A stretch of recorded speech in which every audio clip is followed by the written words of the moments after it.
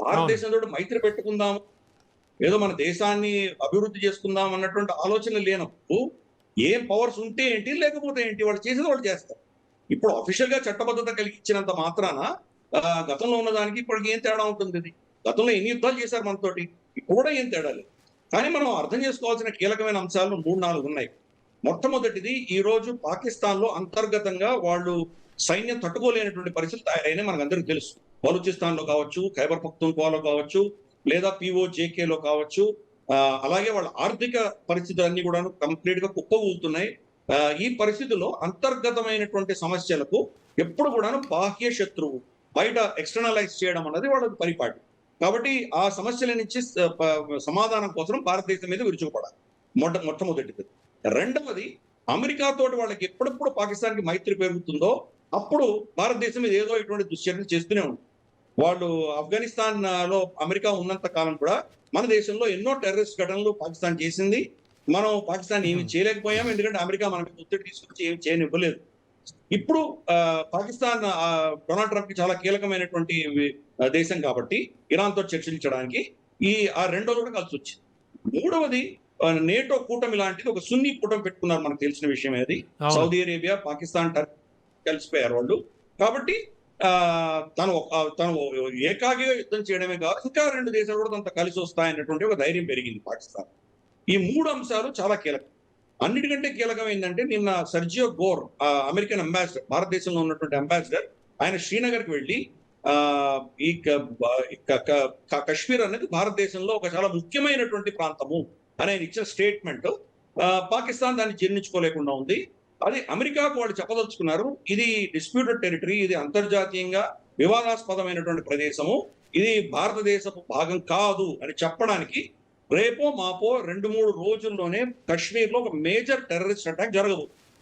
కాబట్టి ఈ 4 అంశాలు కలిసి వచ్చినాయి కాబట్టి మన మీద యుద్ధం చేయడానికి సిద్ధపడుతుంది. అదే మనకు కనిపిస్తున్నాయి. SH-15 అన్నటువంటి 155mm గన్స్ చైనా నుంచి తెచ్చినవి మొత్తం మన సరిహద్దులో వాడు మౌరింపు చేశారు. రాజస్థాన్, గుజరాత్, పంజాబ్ అంతా కూడా పెట్టారు. అలాగే మనం చూస్తే కనుక గత 60 గంటల్లో టర్కీ నుంచి, మనకు చైనా నుంచి పెద్ద పెద్ద మిలిటరీ ఎయిర్ క్రాఫ్ట్స్ వచ్చి అక్కడంతా నూర్ఖాన్ ఎయిర్ బేస్ ఇక్కడంతా కూడా దిగినాయి. వాళ్ళకు డ్రోన్స్, తర్వాత మిలిటరీ ఎక్విప్మెంట్ అన్ని సరఫరా చేశాయి 2 దేశాలు. అంటే యుద్ధానికి ప్రిపేర్ అవుతున్నాడు. అలాగే రీసెంట్ గా నోటం ఇష్యూ చేశాడు. నోటం అంటే నోటీస్ టు ఎయిర్మెన్. వాళ్ళొక షహీదో, బాబరో, వాళ్ళకు ఉన్నటువంటి అస్త్రం ఒకటి 1000 కిలోమీటర్ల దూరం దాకా కొట్టగలిగినటువంటి అస్త్రాన్ని టెస్ట్ చేయడానికి అతను సముద్రంలో నోటీస్ టు ఎయిర్మెన్ ఇష్యూ చేయడం కూడా జరిగింది. కాబట్టి పాకిస్తాన్ మన మీద యుద్ధం చేయడానికి సిద్ధపడుతోంది. యుద్ధం చేసి తీరా. యుద్ధం చేస్తే కానీ వాళ్ళ దేశంలో అంతర్గతమైన సమస్యలకు పరిష్కారం రాదు. అసీం మునీర్ తను బలం పెంచుకోవాలి, తనని ఎవరు ఛాలెంజ్ చేయకుండా ఉండాలి అంటే కనుక ఇది కావాలి. ఇమ్రాన్ ఖాన్ తనని ఛాలెంజ్ చేసినప్పుడు పహల్గాం ఘటన చేసింది. ఇప్పుడు అంతర్గతమైనటువంటి ఛాలెంజెస్ నుంచి అధిగమించడానికి కోసం అని చెప్పి మన మీద ఏదో ఇంకో చిన్న యుద్ధం చేసి తీరతాడు అతను. యుద్ధం ఉండదు అని తెలుసు కాబట్టి ఒక వారం రోజులు సరిపడా కావాల్సినంత సామాగ్రి మాత్రమే పెట్టుకుంటాడు. ఎందుకంటే పాకిస్తాన్, భారతదేశం 2 న్యూక్లియర్ దేశాలు కాబట్టి ఎవరు వచ్చి ఆపేస్తారు యుద్ధాన్ని, అమెరికానో యూరోప్ ఆపేస్తారు. కాబట్టి 5 రోజులు 6 రోజులు మాత్రం యుద్ధం చేస్తే పాకిస్తాన్ ఎంత దెబ్బతిన్నా కానీ తను బలపడదు, తను చాలా బలవంతుడైపోతాడు. కాబట్టి అయితే అంటే ఒక పబ్లిక్ ఒపీనియన్ అని, ఒక ప్రజాభిప్రాయం అని, అక్కడ ఉన్నది సైనిక ప్రభుత్వమా ప్రజాప్రభుత్వమా అన్నది విషయం పక్కన పెడితే, అసలు మొత్తం ఓవరాల్గా చూస్తే కనుక మొత్తం అక్కడ ఉన్నటువంటి ప్రజల అంటే సార్ ఆర్థిక పరిస్థితి కూడా అంతంత మాత్రం ఏ స్థాయికి దిగజారిపోయిందో పాకిస్తాన్లో ప్రజా జీవితం మనకు తెలియంది కాదు. మరి ఈ నేపథ్యంలో కూడా ఎందుకని అసలు ప్రజలను పట్టించుకోకుండా వాళ్ళ నిర్ణయాలు వాళ్ళు తీసుకుంటూ, ఒకవేళ ప్రజా పోరాటం వస్తే, ప్రజలంతా తిరగబడితే ఇవేం ఆలోచించరా వీళ్ళు, ఈ పాలకులు, ఈ షహబాజ్ కావచ్చు, ఇంకా మీరు చెప్తున్న వాళ్ళంతా కూడాను? ఎందుకని అంత ఉగ్రవాదికి తాళాలు ఇస్తున్నారు, మెయిన్ అంతా ఇస్తున్నారు అతనికి? దీన్ని ఎలా చూడాలి సార్ అసలు మనం? రమణ గారు, ఒక విషయం గుర్తుపెట్టుకోవాలి, ప్రతి దేశానికి ఒక సైన్యం ఉంది. పాకిస్తాన్ లో సైన్యాన్ని పోషించడానికి దేశం ఉంది కానీ దేశాన్ని రక్షించడానికి సైన్యం లేదు. గుర్తుపెట్టుకోవాలి. అలాగే విభజన జరిగిన తర్వాత బ్రిటిష్ వాళ్ళు భారతదేశాన్ని ఎలా పరిపాలించారో అదే పాలన అక్కడ కూడా కొనసాగుతుంది. కొలోనియల్ మైండ్ సెట్ అన్నది నడుస్తుంది. ప్రజలతో సంబంధమే లేదు. మనం ఇన్ఫాక్ట్ పార్టిషన్ కూడా బ్రిటిష్ వాళ్ళు ప్రజల్ని అడిగి చేశారా వాళ్ళు? సింధ్ ప్రజల్ని అడిగారా మీరు మొత్తం పాకిస్తాన్‌కి వెడతారా లేదా భారతదేశంలో ఉంటారని వాళ్ళని ఏమైనా పర్మిషన్ తీసుకున్నారా వాళ్ళది?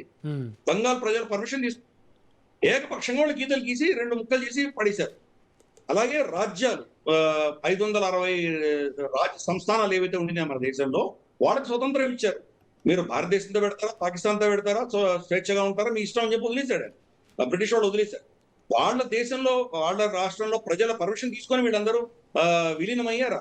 బహావల్పూర్ ఈ రోజు పాకిస్తాన్‌లో విలీనమైంది. బహావల్పూర్‌లో ఉన్నటువంటి ప్రజల పర్మిషన్ తీసుకొని వాళ్ళు అక్కడ చేరారు వాళ్ళు. ఉమ్, అలాగే అమర్కోట్ మెజారిటీ రాజ్యము ఈ రోజు పాకిస్తాన్ లో విలీనం చేశాడు రాజు. రాజు హిందూ, ప్రజలు హిందువులు. కానీ అతను జిన్నా ఏదో ఇచ్చాడని చెప్పేసి అక్కడికి వెళ్ళాడు. మరుసటి రోజు దాని పేరు మార్చేసి ఉమర్కోట్ అని చేశారు. ఉమ్, ఇప్పటికి కూడా 50% హిందువులు. వాళ్ళ ప్రజల వాళ్ళకి ఏం కావాలో వీళ్ళు ఏమైనా వాళ్ళ పర్మిషన్ తీసుకున్నారు. జమ్మూ కాశ్మీర్ రాజా హరిసింగ్ వాళ్ళ ప్రజలను ఏమైనా పర్మిషన్ తీసుకొని భారతదేశంలో విలీనం చేశారు. కాబట్టి ఇదంతా బ్రిటిష్ సిస్టమ్. అక్కడ ఉన్నటువంటి ప్రజలతో వీళ్ళకి సంబంధం లేదు.